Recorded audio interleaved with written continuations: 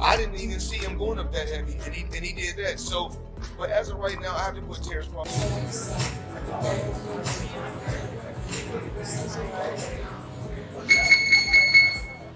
Fact, did you in your head size up Floyd? Like, you know what I'm saying? If we was ever keep it real, keep it real. I'm never that type of guy. I think that's some grimy shit. Always been happy for him, been a fan of his. Floyd Mayweather recently visited Terence Crawford's training camp ahead of Crawford's highly anticipated showdown with Canelo Alvarez. Impressed by what he saw, Mayweather praised Crawford's skills and relentless dedication, calling him the #1 pound-for-pound fighter in boxing. Their intense training sessions reflected a strong mutual respect, with Mayweather showing full confidence in Crawford's ability to take control and shine in the upcoming super fight. Right now, in your opinion, who's the best fighter in the world? We can put Tank up there in the top 10 in pound for pound. He has to be somewhere in pound for pound. And Canelo done something that is amazing when Canelo was able to go to light heavyweight and become light heavyweight champion. Something that I didn't even see him going up that heavy, and he did that. So, but as of right now, I have to put Terence Crawford as #1. In a recent conversation, Terence Crawford shared insights from his talk with Floyd Mayweather. According to Crawford, Mayweather went beyond offering praise. He provided real technical advice and motivational support. While recognizing Crawford's exceptional talent, Floyd was also honest about the tough challenge ahead against a seasoned opponent like Canelo Alvarez. He acknowledged Canelo's age and experience, but encouraged Crawford to remain focused, stick to his strengths, and stay sharp. The exchange was respectful and constructive, centered on preparation rather than flattery. That's a big boy. He's strong. You know, you box good. You can do this. You got this over him. You're going to have to tight up this. You're going to have to do this. You know, it's a conversation. It's not just, oh, man, you will whoop his ass. You will do this to him. It's never like yes, man type You know stuff. what I mean? It's like, hey, listen, you know, that's a dangerous fight, you know, but that's the fight. If it happened, you know. The meeting between these two boxing icons didn't go unnoticed. Fans and commentators quickly took to social media, igniting conversations about the significance of their interaction. The image of a legendary veteran and a modern-era champion training side by side struck a powerful chord. Many saw it as more than just a collaboration. It felt symbolic, like a passing of the torch or a heartfelt endorsement from Mayweather. The buzz wasn't just about the upcoming fight. It was about legacy, mentorship, and the deep mutual respect between two generations of greatness.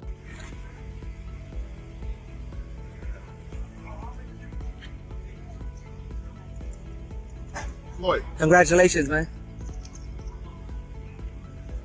In a bold move, Floyd Mayweather called out Canelo Alvarez over his past doping allegations, criticizing what he sees as a double standard in how the media addresses such issues. Mayweather suggested that performance-enhancing drug controversies are often brushed aside when it comes to Canelo, unlike how others are treated. His remarks sparked intense debate across the boxing world, raising questions about accountability and transparency in the sport. Reactions were divided. Some praised Mayweather for speaking out, while others saw it as an unnecessary dig, depending on where their loyalties lie. But what we don't talk about is, you know, Canelo. Steroids. They don't talk about that.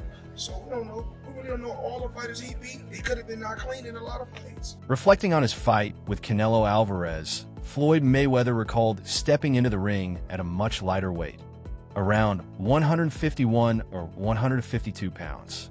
Despite the size disadvantage, he used his trademark defensive brilliance and ring IQ to control and outclass the much younger, stronger opponent. The bout became a masterclass in how precision, timing, and strategy can triumph over raw power. It stands as a clear reminder that Mayweather's undefeated legacy was built not on sheer force, but on unmatched finesse and boxing intelligence. Canelo made the weight. It wasn't like it was a certain clause to where he couldn't gain weight. So after he weighed 152 or 152 and a half, I think he came in like 168 or close to 170. And actually I came in at probably like I probably came in at 151 and 152. Gotcha. But Roy Jones is Roy Jones is one hell of a fighter.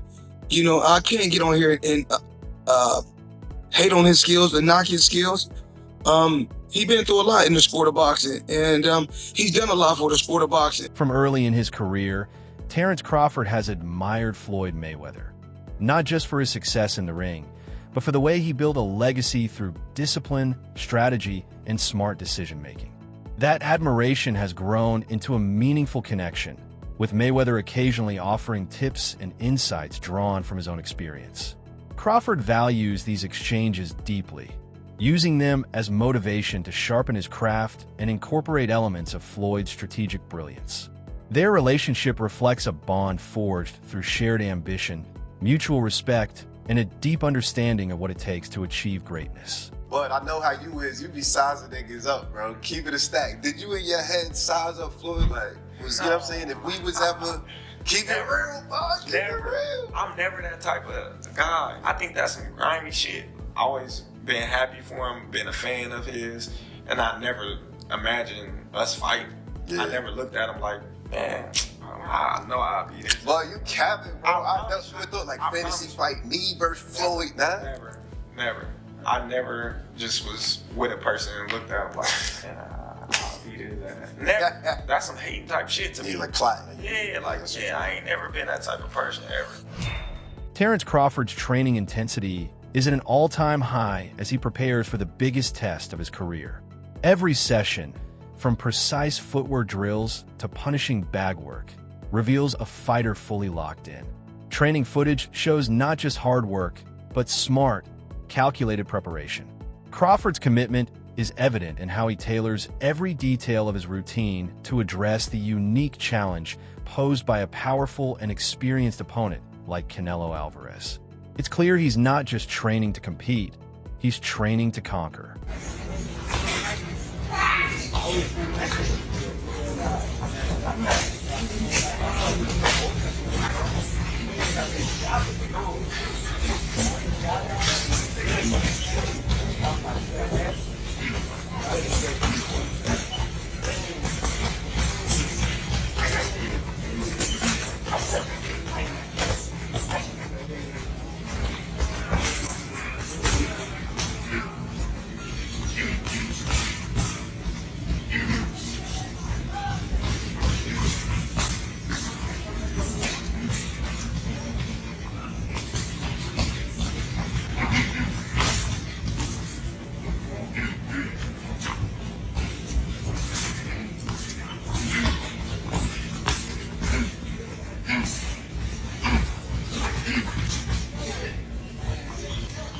In training camp, Crawford's leg workouts have become a cornerstone of his conditioning regimen.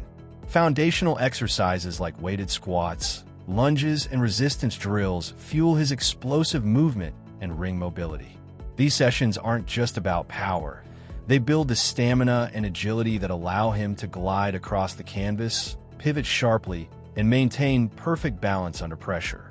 The intensity of his leg training highlights just how meticulously he approaches every aspect of preparation, leaving no detail overlooked in his pursuit of dominance. Nice. Okay. First up. 3,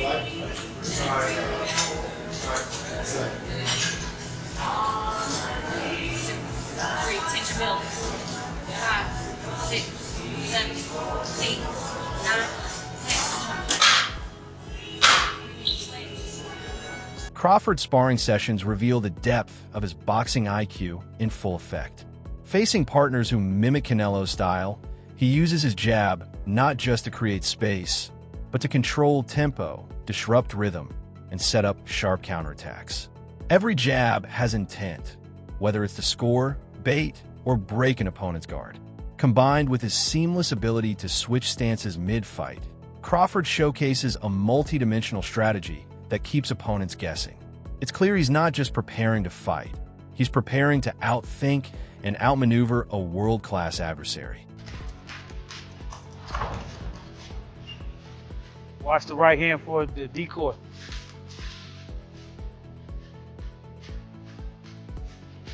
Y'all know chess? Fisher versus Spassky? Two of the best, you understand? That's what you're watching. Two of the best.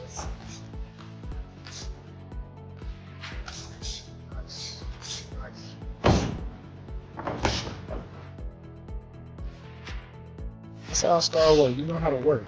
You know how to get the most out of everything. Good job, Chad. Promoter Eddie Hearn recently recalled an unplanned visit to a training facility that turned into a memorable experience. What began as a casual drop-in unexpectedly became a unique opportunity to witness Floyd Mayweather and Terence Crawford interacting. Eddie noted that, despite having met Floyd before, the energy during this encounter felt different, filled with laughter, insightful conversation, and a surprising camaraderie.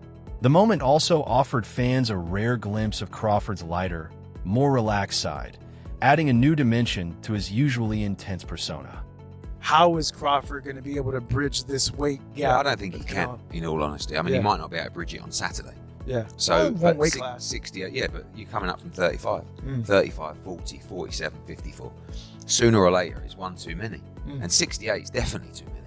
But Crawford's brilliant. Like, he's a genius. He's a generational great. So maybe he can find a way to do it. But I feel he'd be hugely outsized against Canelo Alvarez. Yeah. But you have to use your movement if you're Terence Crawford in that fight. The last thing you want to do is stand and trade. He'd be moving a lot in that fight, trust me. I'm not saying he'd be running, but he would be moving a lot. Of course, that's the way to beat him. Yeah. You know. Terence Crawford has confronted his critics head-on by fully embracing the magnitude of the Canelo fight. Instead of avoiding concerns about size or power, he openly acknowledges them, but refuses to use them as excuses. To Crawford, these challenges are simply part of the journey. He has complete faith in his ability to rise above them. His mindset is unmistakable. He's not just stepping into the ring to compete, but to win, and to silence any doubts along the way. That's a fight because of the challenge. Yeah. I love the challenges. And I love the people that I hear them now. You're too little. You know, Canelo gonna break you. He's gonna stop you. You come from 147, that weight too big, this and that. I can hear it now. And that just excites me to go in there and just be like, okay, let me prove him wrong once again. That fight would be gigantic. If Canelo gets through Jamel and then you guys fight, that fight would be gigantic. And it's crazy because, like, in the past interviews, I was like, man, Canelo too big, man. It's weight classes for a reason. I was like, nah. But in my mind, in my heart, I don't think nobody too big. Mayweather recently shared thoughtful insights on Crawford's upcoming fight with Canelo. Drawing from his own experience facing the Mexican star, Floyd emphasized the importance of careful, strategic preparation. While he didn't discourage Crawford from taking on the challenge, he stressed that victory would require a calculated and disciplined approach. Mayweather's perspective added significant weight to the conversation, coming from an undefeated champion with a profound understanding of boxing's demands at the highest level. Terence Crawford jumping up from 154 to 168 and beating this quote-unquote version of Canelo Alvarez would diminish the accomplishment that Floyd Mayweather accomplished beating his version of Canelo Alvarez. Is it two different versions of Canelo Alvarez? And obviously, Canelo Alvarez is 62 wins, 2 losses, 2 draws, 39 big wins by way of knockout. He's a first ballot Hall of Famer. He is obviously bigger. When Floyd fought him, it was at 152 catch weight, but it had no rehydration clause. So you might as well just say it was at 154. Now, two things they have in common is that Floyd Mayweather was 36, 37 years of age. Terence Crawford is 36, 37 years of age, going on 38. So he'll be 38 when he fights Canelo Alvarez. Floyd had already had 2 fights at 154. He had the fight with Miguel Cotto, and he had the fight with Oscar De La Hoya. Boxing analyst Teddy Atlas recently posed a crucial tactical question. Can Crawford sustain enough movement and speed to frustrate Canelo Alvarez, who is known for his ability to close the distance and deliver powerful shots? Atlas suggested that Crawford's footwork could be the decisive factor in the fight. The debate now hinges on whether Canelo can adjust to Crawford's rhythm, or if Crawford can remain elusive long enough to build a significant lead on the scorecards. Well, come on, he's human. So he had a few hiccups. He won the fight. He's Terence Crawford. A lot of people say, "Oh, Teddy, you make him so good. You're always saying how great Crawford is." But who's he beating? He unified the what was his first division? Lightweight. Then he unified the junior. Then he unified the junior welter, then he unified the welter. I think I got the weight classes right. It doesn't matter. He unified like 3 different weight classes. He moved up in weight. Crawford's coach, fired back at Canelo's dismissive comments about Crawford's resume. He pointed out that critics often overlook the sheer dominance Crawford has displayed against top-tier opponents. From Sean Porter to Jeff Horn to Jorge Linares, Crawford has dismantled them all. Back stressed that Crawford never looks for unfair advantages. He insists on fighting on even terms. This mindset reflects a fighter committed to building a lasting legacy through skill and hard work, not shortcuts. I'm tired of me saying it. I look at him. Look, Canelo's special too. I get it. And he's bigger. I get that too. And everyone's going to say, well, after the Madrimore fight again, had a couple hiccups. Now he's stepping up another weight class. Now he's got to fight Canelo, who's even bigger, stronger, better puncher. A unified champion that he's been. All of that stuff. He's not going to be able to handle it. I asked this question. See, I go to the other side. I say, okay, yeah, can Canelo handle the smaller guy who's going to be faster, who's going to be slicker, who's going to be better defensively, who's going to have better legs, who's going to be able sometimes Canelo at this point in his career can slow down a little bit. They're both getting older. I get it. Trainer Steve Nelson weighed in on the idea of Crawford moving up to face someone like David Benavidez. While it might sound like a bold career move, Nelson dismissed it as impractical. He explained that while some opponent choices may appear brave, they are really calculated risks.